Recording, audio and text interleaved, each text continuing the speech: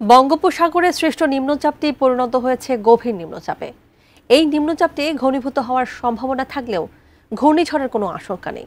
তবে ভারী থেকে অতি ভারী বর্ষণের শঙ্কা রয়েছে বলে জানিয়েছেন আবহাওয়া ও জলবায়ু গবেষক মোস্তফা কামাল পলাশ। এছাড়া রাতের মধ্যেই দেশের বেশ কয়েকটি অঞ্চলে সর্বোচ্চ ৮০ কিলোমিটার বেগে ঝড় বয়ে যেতে পারে বলে জানিয়েছে আবহাওয়া অধিদপ্তর।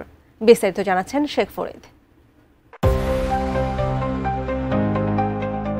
বঙ্গোপসাগর ও তৎসংলগ্ন এলাকায় অবস্থানরত নিম্নচাপটি পরিণত হয়েছে গভীর নিম্নচাপে।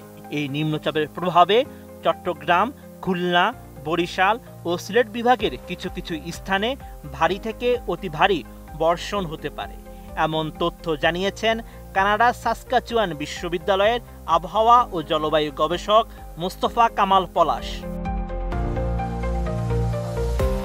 29 মে নিজের ভেরিফাইড ফেসবুক আইডিতে এক পোস্টে এমন পূর্বাভাস দেন তিনি। আবহাওয়াবিদ পলাশ লিখেন, বঙ্গোপসাগরে সৃষ্ট হওয়া মৌসুমী লঘুচাপের কারণে সৃষ্টি হওয়ার মেঘের অগ্রবর্তী অংশ 29 মে সকালে 8টি বিভাগের উপরে ছড়িয়ে পড়েছে। আর 8টি বিভাগের বিভিন্ন জেলায় শুরু হয়েছে বৃষ্টি। আশঙ্কা করা যাচ্ছে এই নিম্নচাপের প্রভাবে আগামী 48 ঘন্টা সারা দেশে বৃষ্টি স্থায়ী হওয়ার প্রবল শঙ্কা রয়েছে। মোনালিসা হেভি ফ্লো 15 পিস প্যাকেটের সাথে 8 পিসের একটি প্যাকেট একদম ফ্রি। জলবায়ু গবেষক আরও লিখেন, কৃত্রিম ভূ উপগ্রহ ও রাডার থেকে প্রাপ্ত মেঘের চিত্র বিশ্লেষণ করে দেখা যায় বরিশাল, চট্টগ্রাম ও ঢাকা বিভাগের জেলাগুলোর উপরে হালকা থেকে মাঝারি মানের বৃষ্টি চলছে।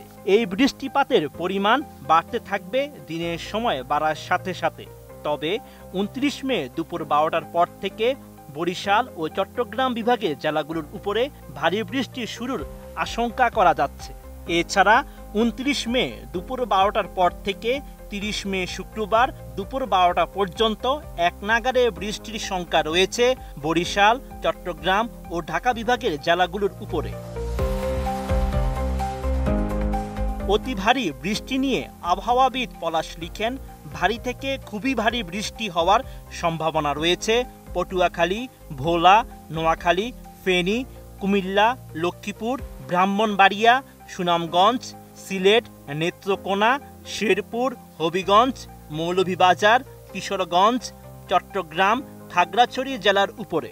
এই সময়ে আগামী 24 ঘন্টায় কুমিল্লা ও ফেনী জেলার উপরে 200 থেকে 300 মিলিমিটার পর্যন্ত বৃষ্টিপাতের শঙ্কা রয়েছে। এদিকে রাজধানী সহ 9টি অঞ্চলে সর্বোচ্চ 80 কিলোমিটার বেগে ঝড় বয়ে যেতে পারে বলে জানিয়েছে আবহাওয়া অধিদপ্তর। 29 মে দেশের অভ্যন্তরীণ নদী বন্দরগুলোর জন্য দেওয়া এক বিজ্ঞপ্তিতে এমন তথ্য জানায় সংস্থাটি। এতে বলা হয়েছে, ঢাকা, ফরিদপুর, মাদারীপুর, খুলনা, বরিশাল, পটুয়াখালী, নোয়াখালী, কুমিল্লা ও চট্টগ্রাম অঞ্চলের উপর দিয়ে পশ্চিম বা উত্তর পশ্চিম দিক থেকে ঘন্টায় সর্বোচ্চ 80 কিলোমিটার বেগে বৃষ্টি বা অস্থায়ীভাবে ঝোড়ো হাওয়া বয়ে যেতে পারে। তাই এসব এলাকার নদীবন্দরগুলোকে 2 নম্বর সতর্ক সংকেত দেখাতে বলা হয়েছে। Sheikh Farid, ATN news.